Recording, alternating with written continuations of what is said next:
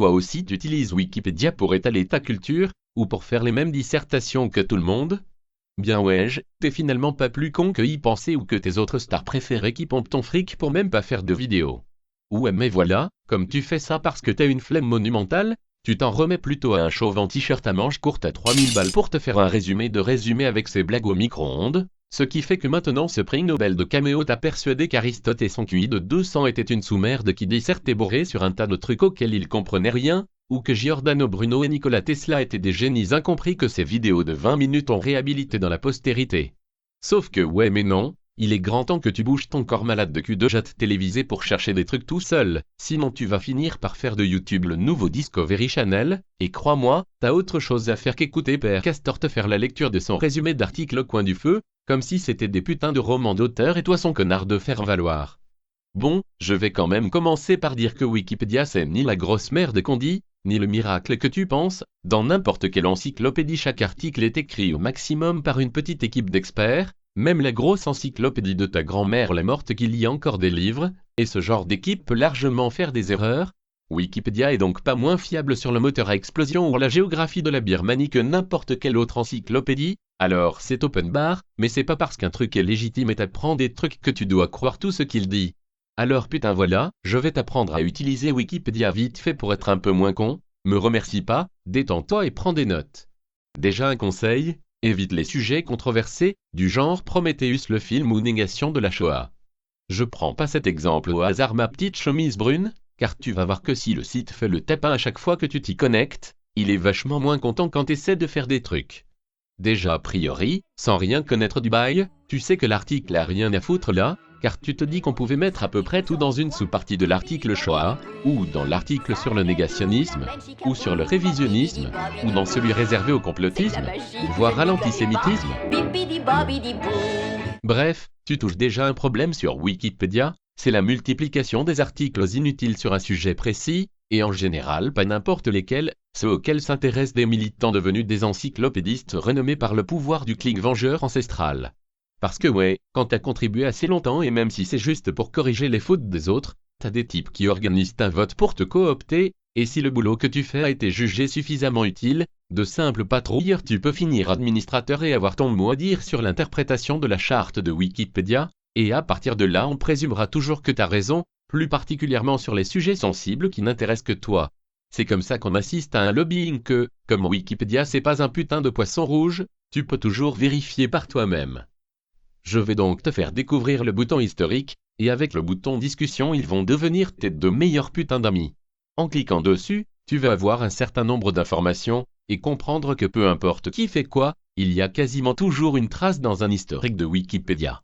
Par exemple, ça peut être intéressant, en voyant des modifications assez importantes en nombre d'octets, de regarder les modifications en question en cliquant sur la comparaison des deux pages. Et au bout d'un moment, tu vas t'apercevoir que certains pseudos reviennent régulièrement pour faire la police et imposer leur vision des choses à cette page qui, on le rappelle, avait rien à foutre là à la base.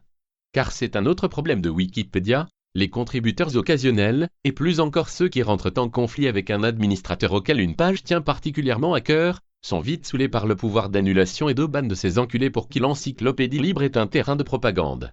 Même si certains reviennent réitérer leurs modifications, qu'ils jugent légitimes plusieurs fois, à terme, c'est toujours le patrouilleur régulier qui gagnera la bataille et construira, au fil du temps, son article comme il l'envie. Et la tendance des autres patrouilleurs et administrateurs à être solidaires entre eux arrange pas les choses. Un autre bouton qui pourra te sembler utile, c'est le bouton discussion. Par exemple, si tu vas sur l'article réservé au sexisme et que tu cliques dessus, tu vas pouvoir pleurer du sang quelques heures à la lecture de l'hystérie personnifiée, qui finit, au fil du temps et de ses objections contre le patriarcat cisgenre sexisme du nazisme apocalyptique, par décourager tous les contributeurs désireux d'apporter un peu de tempérament. Et à la fin, il ne reste sur Wikipédia que quelques pauvres connards perdus qui continuent à s'obstiner, et la motivation stalinienne de mecs sans vie qui font le gendarme de la pensée.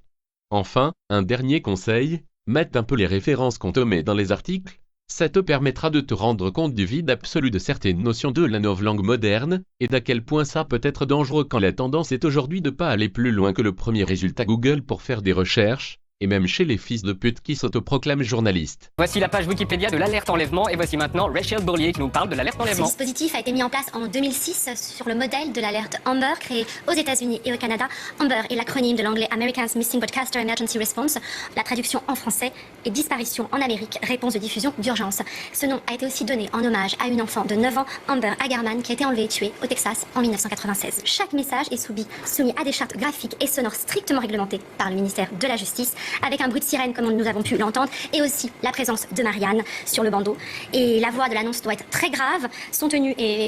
la voix doit dire bien évidemment ces mots, alerte enlèvement. Dernière précision, Jean-Marc, les messages doivent aussi inciter à la prudence pour les éventuels témoins. On leur dit bien évidemment de ne pas intervenir, mais de contacter la police. Surtout que Wikipédia est en passe de devenir la seule et unique référence dans les pays les plus pauvres, comme dans les dissertations de nos jeunes enculés à nous.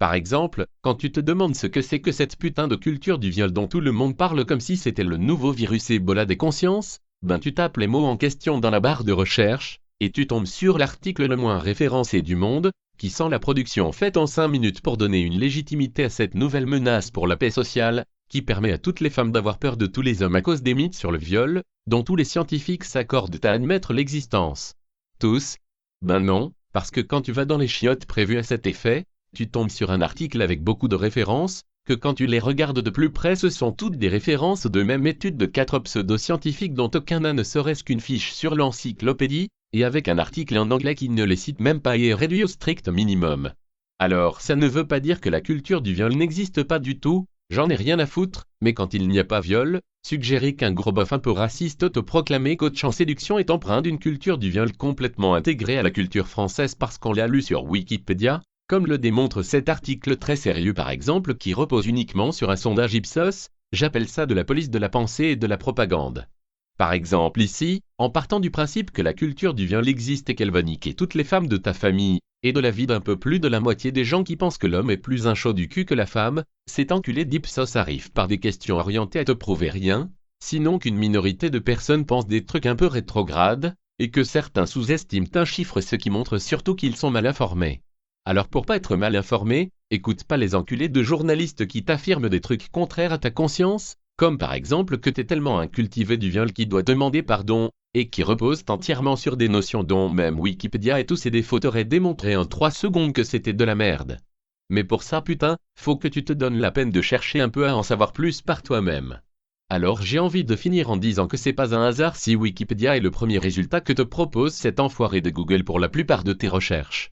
Wikipédia, c'est une putain de bonne idée qui permet à tout le monde de l'améliorer, mais le fait que tout le monde, des collégiens aux journalistes, s'obstinent à rendre des copier-coller de ces articles écrits par des enculés de militants qui ont que ça à foutre, ça a pas aidé à ce qu'on puisse lui faire confiance aveuglément. Alors bordel, utilise ton index de fils de pute paraplégique pour cliquer sur 2-3 trucs qui t'empêcheront d'être un con et lui fais pas confiance aveuglément.